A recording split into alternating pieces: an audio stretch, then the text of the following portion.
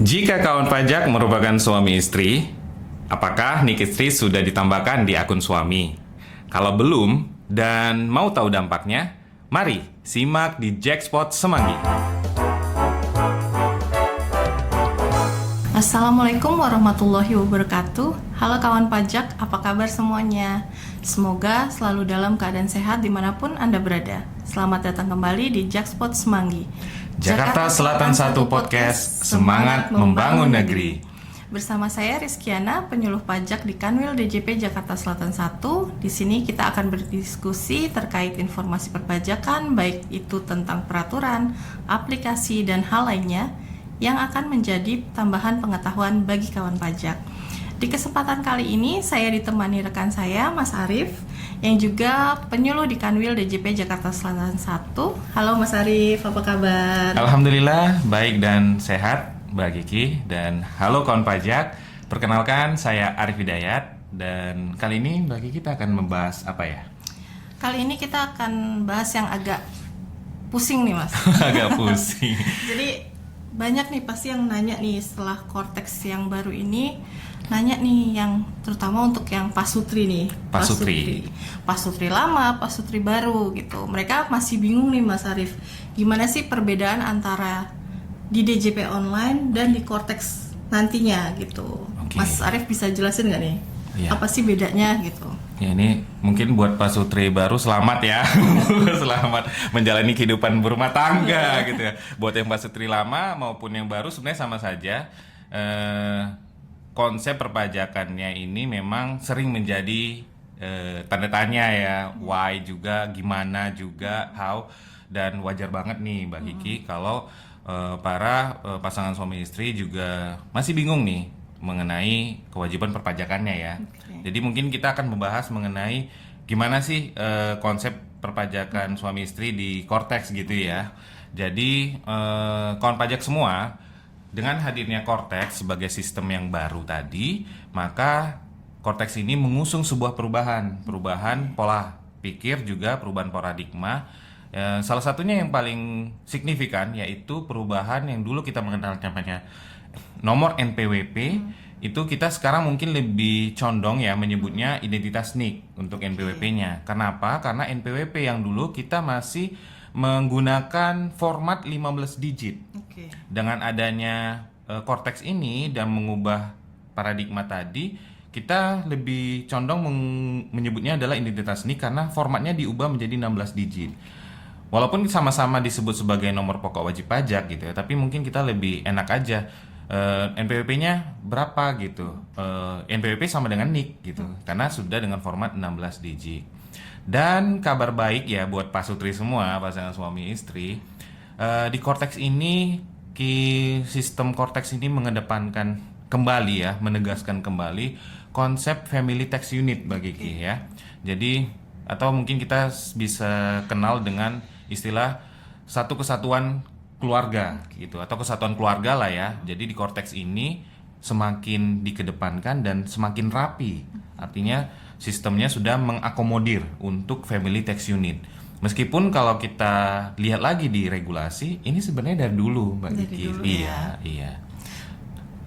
Baik, berarti kalau yang Cortex ini kan lebih apa ya, mementingkan yang kesatuan keluarga ya, daripada sebenarnya di DJP online juga ada, cuman memang tidak seperti di Cortex saat ini. Betul, ya gitu. Jadi kayak apa sih Mas sebenarnya gitu? Maksudnya gimana nih? Ya, perbedaannya tadi ya Mbak Kiki ya. Betul. Jadi memang kalau kita lihat dulu di DJP online itu ya, buat kawan pajak semua, belum ada mengupdate data yang data lengkap gitu. Terus mengupdate misalnya status pisah, status gabung itu yang kita betul. mungkin ya bukan di pembahasan ini ya Mbak Kiki ya, tapi ada istilah PHMT. Nah, seperti itu kalau di DJP online itu belum ada.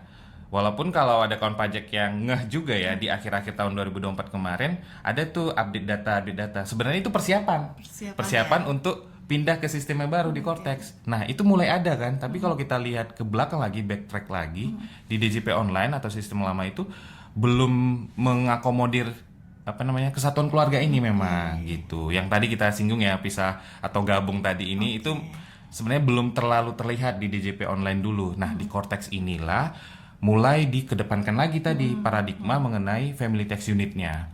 Nah, bagi kawan pajak semua ya, Mbak Kiki juga, jadi Cortex ini melihat satu keluarga yang pada umumnya kita akan lihat ada 3 unsur ya di sini, mulai dari suami, kemudian istri, dan kemungkinan besar juga ada anak di situ, dan kita menyebutnya adalah anak yang belum dewasa ya. Oke. Karena ini berbeda juga nanti pembahasannya kalau anak yang sudah dewasa. Atau kita singgung aja deh, anak yang sudah dewasa itu punya NPWP sendiri. Nah, Oke. itu dia menjadi family tax unit yang terpisah. Nah, tapi kalau ini adalah anak yang belum dewasa, dia akan menjadi satu bagian dalam unsur family tax unit. Yang tadi ada suami, istri, anak belum dewasa. Di Cortex atau di ketentuan perpajakan kita, family tax unit ini, keluarga ini adalah satu entitas ekonomi ya, dan secara default atau ya setelan pabrik lah ya, itu menganggap bahwa si unsur suami tadi yang di dalam family tax unit itu adalah kepala keluarga. Oke. Ya di mana-mana ya kita kan seperti itu ya, suami ada kepala keluarga gitu. Betul. Dan pada umumnya kita akan menyebut bahwa kepala keluarga adalah suami, maka suamilah yang akan menjalankan kewajiban, hak dan kewajiban perpajakan dari si keluarga tadi yang family tax unit ini. Jadi defaultnya seperti itu. Maka bisa disederhanakan lagi, yang pegang akun Cortex-nya maka cukup si suami. Seperti itu Mbak Kiki. Oke, baik nih. Jadi penasaran nih. Oke. Kita sekarang bakal kupas tuntas nih ya. Langkah-langkah teknik di Cortex-nya tuh buat status yang gabung maupun pisah nih, Mas. Iya. Jadi boleh langsung aja nih, Mas Arief, terangkan kayak gimana sih gitu saat pertama kali wajib pajak login nih. Oke, jadi ketika pasangan suami istri ya, kalau ini kita mungkin lebih enaknya bareng-bareng. Nah, suami istri harus bareng ya, bareng-bareng lah ya kan, satu keluarga. Dari konsep awalnya tadi bahwa itu satu kesatuan ekonomis tadi, maka seharusnya bareng-bareng ya.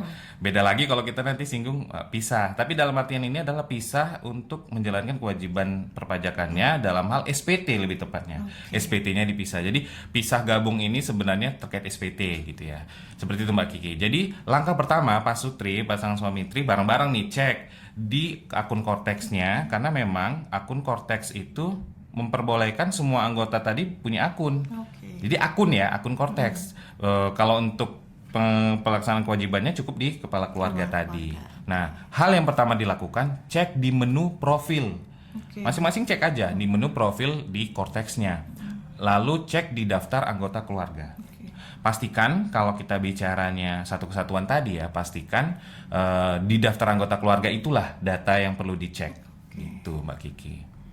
Jadi ada istri, suami, anak yang belum dewasa Ya, ya. Jadi itu penting banget itu, Mbak Kiki. Di daftarnya itu berarti kalau misalkan gabung nih, Mas. Ya. Itu istri berarti sebagai tanggungan ya.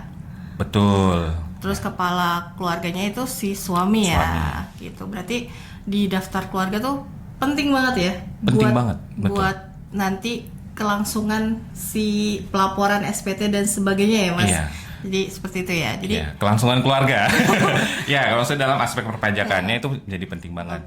Ya, jadi Cortex ini karena tadi sudah mengedepankan family tax unit ya Mbak Kiki, maka nanti dia juga akan membaca. Jadi kalau kita bilang memang ya canggih ya, kita bilang canggihnya adalah karena sudah menarik data saling terikat, interkoneksi lah gitu ya. Jadi tersambungkan dengan data NIK. Maka seharusnya kalau satu kakak gitu ya, maka harusnya kan data keluarga tadi itu sebenarnya mengikuti kartu keluarga juga gitu, karena connect dia dengan data NIK. Kita di Cortex ini untuk data wajib pajak yang penduduk ya, yang punya NIK itu menggunakan single source of truth. Jadi sumber datanya hanya satu, yaitu Dukcapil.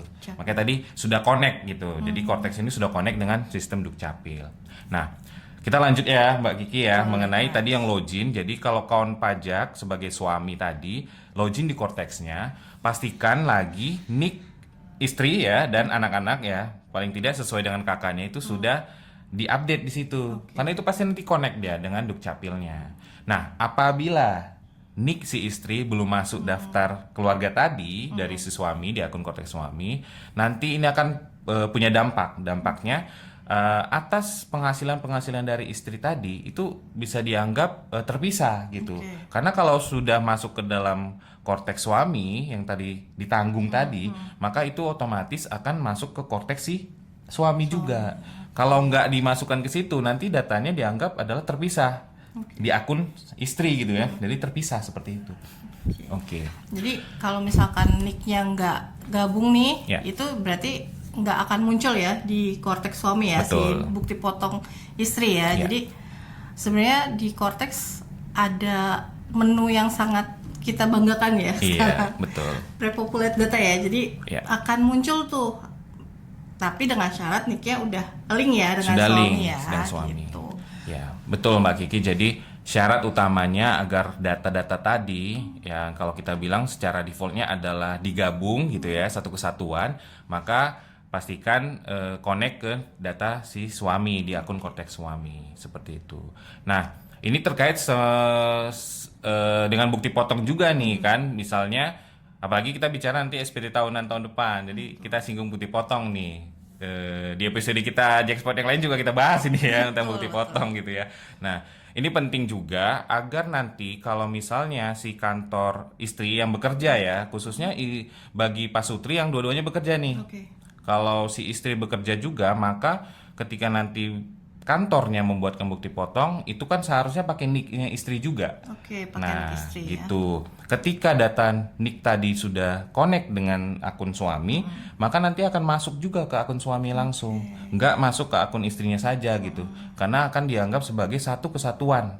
Kan gitu. Itu syaratnya agar si bukti potong tadi ini bisa masuk ke akun korteks suami dengan menambahkan datanya di data keluarga. Nick tadi itu harus connect lah gitu. Oke. Jadi kata kesenangan yang paling umum tuh Iya. suami kerja, istri kerja, status pajaknya gabung nih ikut Betul. suami. Nah, di tampilan korteksnya nanti alurnya seperti apa nih Mas? Kayak ngisi SPT-nya dan sebagainya macamnya tuh seperti apa sih gitu. Oke, kita sekarang singgung SPT ya. SPT. Tapi nggak banyak-banyak nih ya, Mbak Kiki ya. Jadi alur sederhananya aja di akun korteks suami, kawan pajak semua itu login ke korteksnya pastinya. Kemudian klik di menu atas itu cuma ada satu menu terkait SPT yaitu SPT tahunan gitu ya, SPT. Nanti di situ ada SPT tahunan untuk membuat draftnya juga gitu. Kalau untuk orang pribadi nanti mungkin ada SPT masa juga mungkin ya, tapi silakan pilih SPT tahunan di menu korteks SPT. Kemudian ketika nanti draft SPT-nya sudah dibuat di menu konsep SPT, maka nanti data-datanya itu akan prepopulated. Yang tadi fitur unggulan dari Cortex ya, fitur canggih, fitur ajaib apapun lah ya, prepopulated ini mulai dikedepankan di Cortex gitu, seperti itu.